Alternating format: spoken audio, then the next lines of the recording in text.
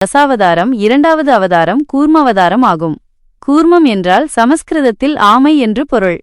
இந்த அவதாரத்தின் பின்னணி மற்றும் கதையை சுருக்கமாக கீழே காணலாம்.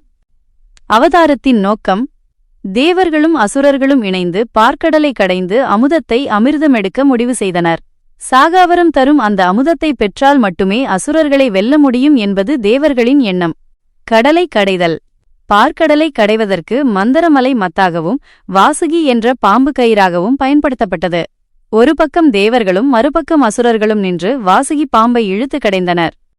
விஷ்ணுவின் உதவி: பார்க்கடலை கடைந்து கொண்டிருக்கும்போது மந்தரமலைக்கு அடியில் போதிய ஆதாரம் இல்லாததால் அது கடலுக்குள் மூழ்கத் தொடங்கியது. அப்போது மகாவிஷ்ணு ஒரு பெரிய ஆமை கூர்மம் உருவமெடுத்து கடலுக்கு அடியில் சென்றார். தனது கடினமான ஓட்டின் மீது மந்தரமலையை தாங்கி பிடித்துக் கொண்டார். அவர் மலையை தாங்கியதால் தேவர்களாலும் அசுரர்களாலும் தடையின்றி கடலை கடைய முடிந்தது. வெளிவந்த பொக்கிஷங்கள்: பார்க்கடலை கடைந்தபோது பல அற்புதமான பொருட்கள் வெளிவந்தன. ஆலகால விஷம் முதலில் வெளிவந்த இந்த நஞ்சை சிவபெருமான் உண்டு உலகை காத்தார். ஐராவதம், யானை, காமதேனு, பசு, கற்பக விருட்சம் போன்றவை தோன்றின. மகாலட்சுமி கடலிலிருந்து தோன்றிய தாயார் விஷ்ணுவை மணந்தார். இறுதியாக தன்வந்தரி பகவான் கையில் அமுத கலசத்துடன் தோன்றினார். தத்துவம்: கூர்மாவதாரம் நமக்கு ஒரு முக்கியமான பாடத்தை கற்பிக்கிறது.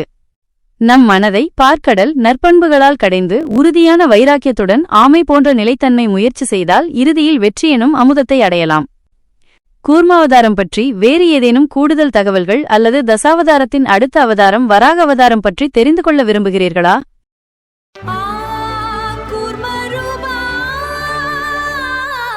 மந்தரமலை சாய்ந்த கடலில் வாசுகி கயிறாய் சுழல தேவர் அசுரர் கடை அமுதம் வேண்டி ஆலமென எழும் துயரம்